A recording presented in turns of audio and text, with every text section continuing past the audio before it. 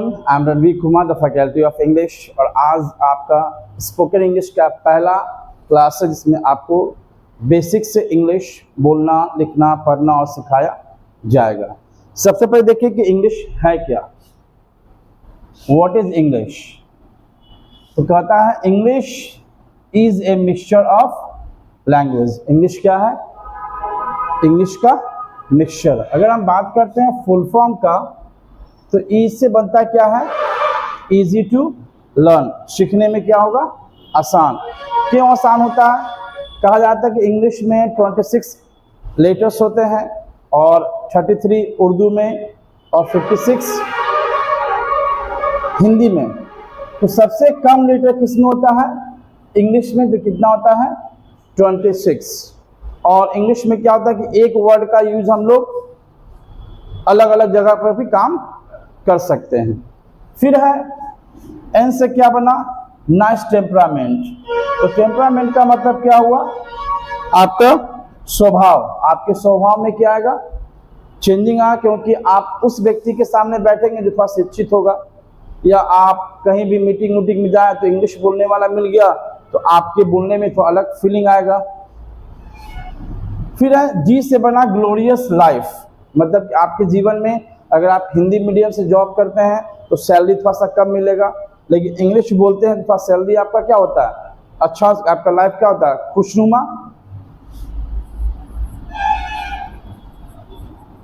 फिर एल से क्या बना? लैंग्वेज। एल से क्या बना? लैंग्वेज। और आई से क्या बना? इंटरनेशनल। एस से क्या बना? सिंपल। और एच से क्या बना? High demand. है ना?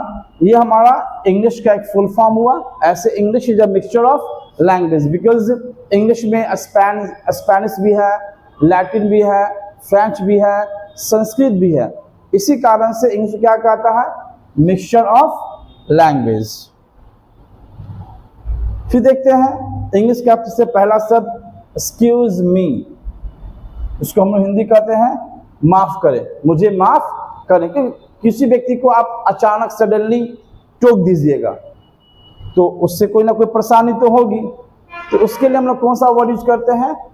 Excuse me. जैसे किसी को टोकने या रोकने के लिए हम किसका यूज करते हैं? एक्सक्यूज मी का। या बीच मीटिंग में छोड़कर जाने के लिए, जैसे आप कहीं किसी मीटिंग में बैठे हो, अचानक आपका फोन आ गया तो आप वहां से एक्सक्यूज मी बोलकर जा सकते हैं, क्योंकि आप मुझसे क्या मांग रहे हैं? माफी।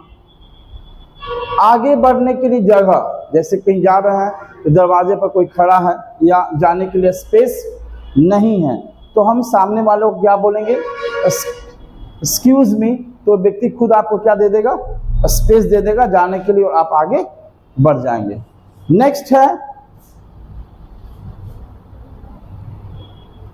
सॉरी, या आप वहां क्या बोल सकते हैं? My bad. थोड़ा सा एडवांस में हो गया। उसका मतलब भी क्या होता है? माफ करें, मतलब माफी मांगना ही होता है। किसी से माफी मांगने के लिए जब गलती क्या हो, छोटी मोटी गलती हो, तो आप वहां माई बैड या सॉरी बोलकर निकल जाए। या किसी बात को दोबारा सुनने के लिए, कोई व्यक्ति आपसे कुछ बोला, आप उसको ढंग से सुन नहीं पाए तो हम वहां क्या बोलते हैं? सॉरी बोलकर काम चलाते हैं। नेक्स्ट पर आते हैं अपॉलजी। इसका भी हिंदी क्या होता है? माफी मांगना या माफ करे। कब? लिखित तौर पर माफी मांगने के लिए। जैसे आपने कुछ जॉब में कुछ गलती कर दिया तो आप लिखित तौर पर क्या कर रहे हैं? माफीनामा मांग रहे हैं, तो हम वहां पर किस वर्ड का यूज करते हैं? अपॉलजी का। किसका यूज करते हैं? अपॉलजी का। नेक्स्ट है पार्डन मी या आई बेग यू पार्डन। इसका भी हिंदी क्या होता है? माफ करें। मतलब किसी भी बात को दोबारा सुनने के लिए, किसी भी बात को दोबारा सुनने के लिए हम कौन सा वर्ड यूज करते हैं? पार्डन मी या I beg you pardon. Next है फॉरगिव मी। फॉरगिव मी का भी हिंदी क्या होता है? माफ करें। जब आपसे कोई बड़ी गलती हो जाती है तो उसको माफी मांगने के लिए किसका यूज करते हैं? Forgive me.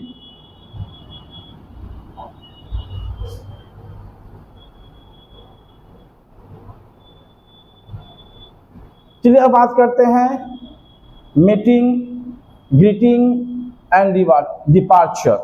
जब संस्कार की बात की जाती है तो हिंदू धर्म में या हिंदुस्तान में किसी व्यक्ति से हम लोग मिलते हैं तो उनका चरण स्पर्श करके उनको प्रणाम करते हैं और सामने वाले बुजुर्ग हम लोग को आशीर्वाद देते हैं।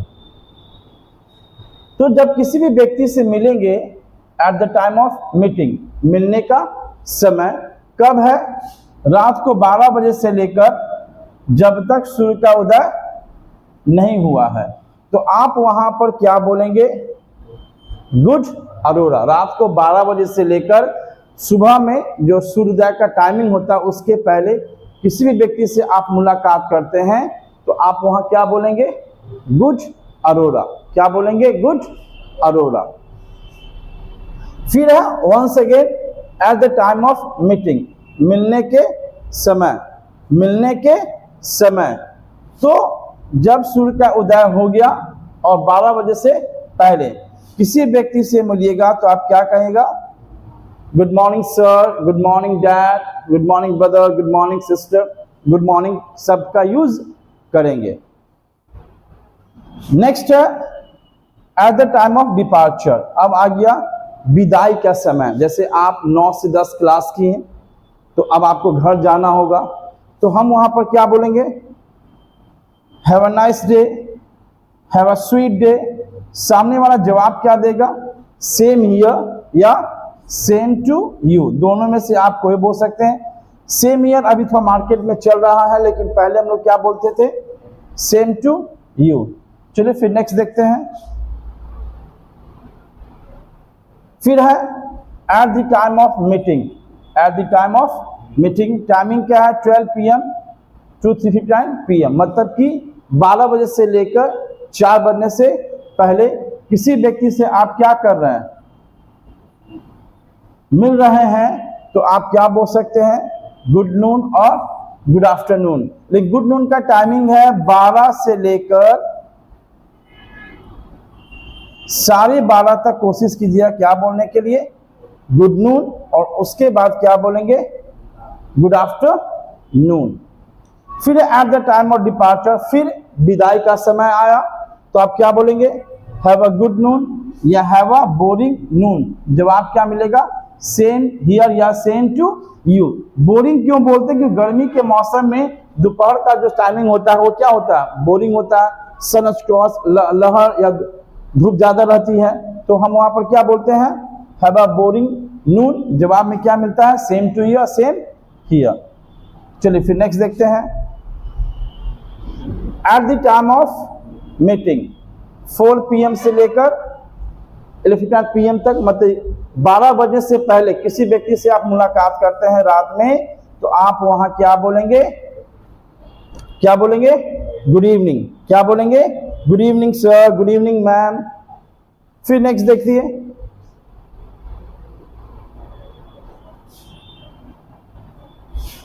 At the time of departure, अब आ गया फिर से विदाई का समय। तो 4 PM से 12 PM के बीच आप विदागरी लेते हैं तो आप वहां क्या बोलेंगे? Have a nice evening, have a sweet evening. सामने वाला जवाब क्या देगा? सेम हियर या same to you. Same here या सेम टू यू, हम ये बात बोलेंगे। फिर है last meeting of the evening.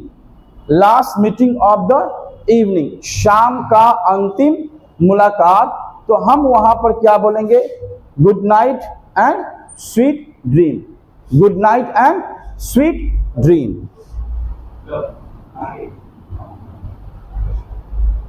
देखिए फिर है at the time of journey. Eight the time of journey है ना, मतलब किसी को हम क्या करने जा रहे हैं? सी ऑफ, छोड़ने जा रहे हैं।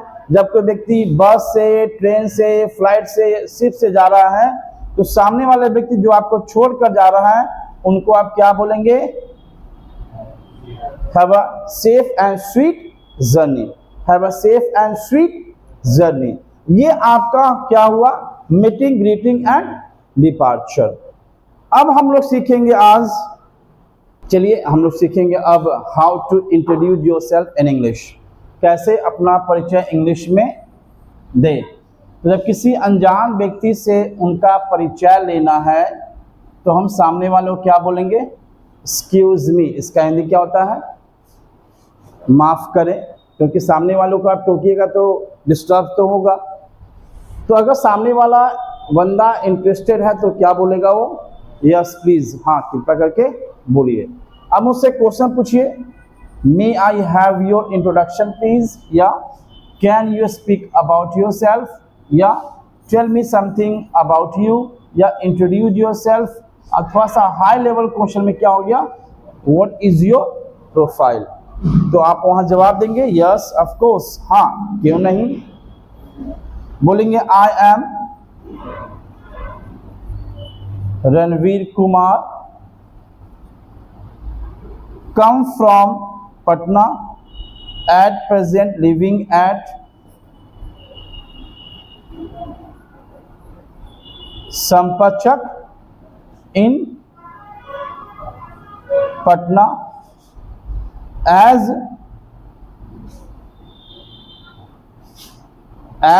far as my educational qualification is concerned, I am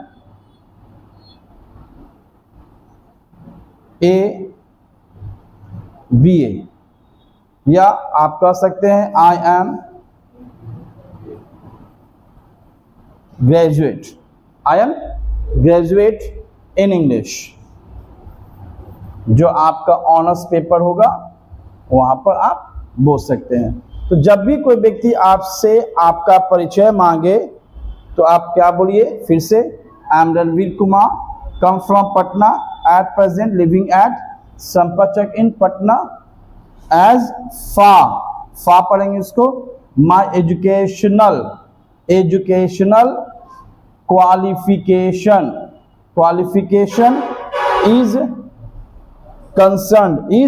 concerned, I am a BA, या I am graduate in English। So इसके माध्यम से आप इंग्लिश में अपना परिचय कहीं पर भी देख सकते हैं। फिर अगले वीडियो में आएंगे इसका पार्ट 2 लेकर। जय हिंद, जय भारत।